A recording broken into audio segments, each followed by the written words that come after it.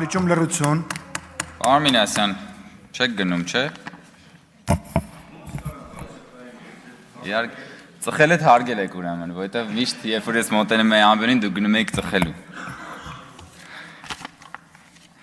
Արմինասյան, այդ մանտրայի պես որ կրկնում եք ամեն անգամ, մեր սպանեց մեր իղձերը, հանձնեց, ուրացավ, ձեզ պետքա մանտրա քարտեր տպենք, մանտրա քարտա կոչենք եւ ձեզ բաժանենք բոլորիդ, որ դուք հանկարծ չմոռանաք, շպարգալկայի պես միշտ դրած լինի, որովհետեւ ցանկացած անհասկանալի իրավիճակում դուք սկսում եք խոսալ։ Ուրացում, Արցախ, սա ինչի մասին է խոսքը։ Եկեք մի քիչ բան անենք, ձեզ անատոմիական վերլուծության ենթարկենք ձեր իշխանության կոռուպցիոն դեմքը եւ սկսենք այն բանից, որ պարոն Մինասյան, երբ որ դուք կառավարությունում աշխատում էիք նախարար, եթե չեմ սխալվում, այդ ժամանակ էկոնոմիկայի նախարար էիք, Հայաստանում ստեղծվել էր այդ ժամանակ կոռուպցիայի դեմ պայքարի խորհուրդ։ Եվ ահա այդ կոռուպցիայի դեմ պայքարի խորհուրդը ոչ ավել, ոչ պակաս գլխավորում էր Հովիկ Աբրահամյանը։ Մարդ, որից այսօր ապօրինի գույքի բռնագազման մասին օրենքով միլիարդներ են պահանջում։ Եվ դուք այդ ժամանակ այդ կառավարության անդամ էիք, պարոն Մինասյան։ Հասկանում եք։ Դուք ասենք ոնց որ բանին գառներին պահտան գայլին ասեն դե պահի հանկարծ որևէ մեկը բան չանի։ Էսա ձեր հակակոռուպցիոն քաղաքականություն, դուք էլ այնտեղ նստած եք եղել։ Հիմա եկել ասում եք կոռուպցիա եւ ընդդիմության միջև կապը աբսուրդ է։ Ախր դուք ոչ թե ձեզ մեր հարցադրումները ոչ թե որպես ընդդիմություն, այլ որպես նախկին իշխանություն։ Ձեր կոռուպցիոն վարքագծի հիմնական բաները, արդյունքները կուտակվել են որպես նախկին իշխանություն, ոչ թե որպես ներկա ընդդիմություն։ Եվ մի հատ էլ աբսուրդ բան կա, որը հանրային դաշտում անդադ պտտվում է եւ ճիշտ ասած այդքան էլ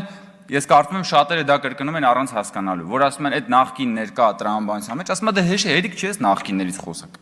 Ոնց որ նախկինները բան են, հա, գնացք են, գնացել են, էլ չեն վերադառնալու։ Նախ այդ որ հերիքա նախկիններից խոսակ, այդ թեզը հորինել են նախկինները, որովհետեւ նախկիններից չխոսանք։ Որովհետեւ չգնանք իրանց հետևից ասենք ձեր գողացածը պետք է հետ բերենք, ձեր կատարած հանցանքների համար պիտի պատասխան տակ բան։ Հիմա ասում են ինչ լինում, ասում են դե հերիք չի նախկիններից խոսանք։ Մյուս կողմից էլ ասում են, բա նախկինների թալանացը խիչ եք հետ վերադարձնում։ Բա հենց ասում ենք նախկինների թալանացը հետ վերադարձնենք, նախկինները դիմում են սահմանադրական դատարան, որպեսզի այդ օրենքը ճանաչվի հակասահմանադրական։ Ոչ չխոսանք բա նախկիններից, որովհետև նախկինները նաև ներկաներ են։ Չեն անցել գնացքի պես անվերադարձ չուկչակ-չարակչակի բան հնչյունների ներքո։ Իրանք կան այստեղ նստած են, այս մարդիկ հիմա պայքարում են դրա դեմ։ Բա դրա մասին է խոսքը, բա տիկին Լիլիթ Գալստյանը ասում է դեմ է մեր իշխանության մասին է խոսում, ասում է եւ այն դեմ է մեր քաղաքակրթական կոդին։ Հատուկ շեշտադրում է բանանում այսպես էքսպրեսիայում քաղաքակրթական կոդին։ Գիտեք որն է ձեր քաղաքակրթական կոդը, Տիկին Գալստյան, ձեր քաղաքակրթական կոդը մի անգամ ասել եմ մամուլում այդ վերնագրով որ նշվել է Արինոտ տասնամյակն է Ռոբերտ Քոչարյանի կառավարման տարիների։ Տասնյակ քաղաքական սպանությունները հոկտեմբերի 27-ը, մարտի 1-ը Պողոս Պողոսյանը, սա է ձեր քաղաքակրթական կոդը։ Ձեր քաղաքակրթական կոդը բանն է՝ գույք պարտքի դիմաց, Մեղրին Ղարաբաղի դիմաց, Հայաստանը գուբերնատորի կամ ծայրակ գավառապետի դիմաց եւ դուք այս քաղաքակրթական կոդի համար այսօր կռիվ եք տալի։ Էդ է ձեր իղձը, պարոն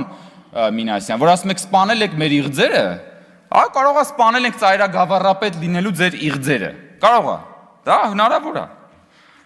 Խոսում եք ատելության մթնոլորտից հարգելի գործընկերներ։ Դուք ձեր ընդհանրապես խորհրդարանական ընդդիմություն եւ ձեր շրջապատող բանը, հանրույթը ատելության մարտագլխիկներն են, որոնք որ սենց հարձակվում են ամենօրյա ռեժիմով Հայաստանի Հանրապետության դեմ։ Դուք նկատել եք, որ ցանկացած դրական օրակարգի դեմ կռիվ եք տալիս։ Ցանկացած դրական օրակարգի դեմ ընդդիմությունը խաչակրած արշավանք է անում։ Դա կլինի փառատոն, դա կլինի, ասենք, չգիտեմ,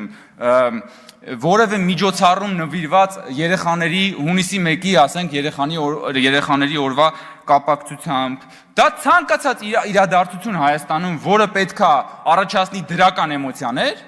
ատելության մարտագլխիկները հարձակվում են այդ դրական օրակարգերի դեմ եւ փորձում են միայն ատելություն, դժբախտություն, անհուսություն եւ ապաթիա գեներացնել, որովհետեւ դուք այդտեղ եք միայն ծաղկում։ Դա ձեր բնական միջավայրն է, ձեր քաղաքակրթական կոդը փթթում է այդ միջավայրում։ Դուք ինչի մասին եք խոսում։ Հիմա եկել եք կամ ատելության միջավայրից մթնոլորտից որ խոսում եք։ Ես ընդամենը մի քանի օրինակ կարամ բերեմ, ժողովուրդ ջան։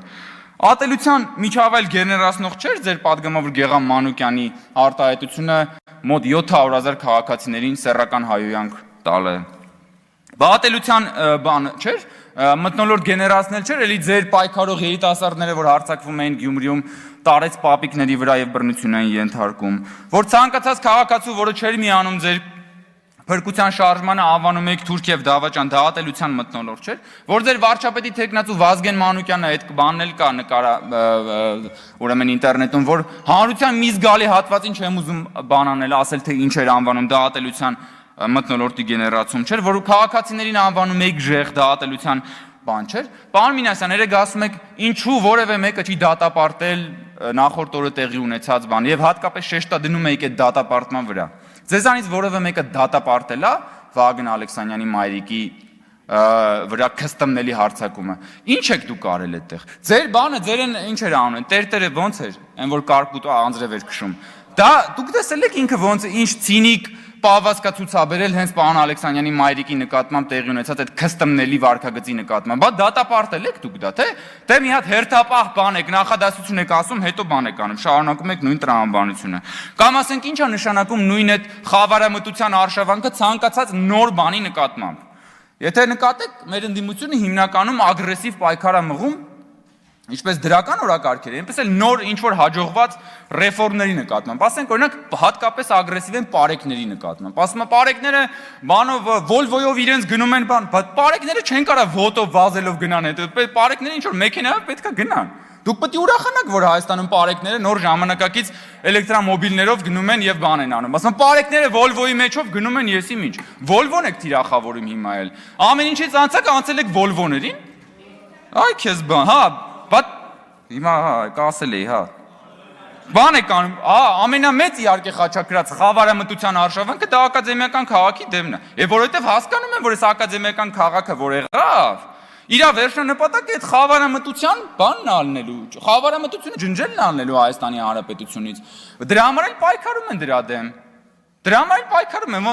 ոնց որ Դրակուլան խաչից էր բանանում, այսահարվում Դիվահարվել չասեմ, պարոն Մինասյան, որովհետև այդ բառից ոնց որ դուք նեղսրտում եք։ Այսահարվում, ոնց որ Դրակուլան խաչից էր այսահարվում, դուք էլ այսահարվում եք ակադեմիական քաղաքից, պարեկներից, փառատոններից, լավ բաներից, երեխաների օրվան նվիրված լավ միջոցառումներից, ամանորյա տոնածառից, ցանկացած դրական օրակարգից դուք այսահարվում եք։ Հարգելի գործընկերներ։ Ահա։ Հիմա տեսնեմ ինչ է մնացել լտակը։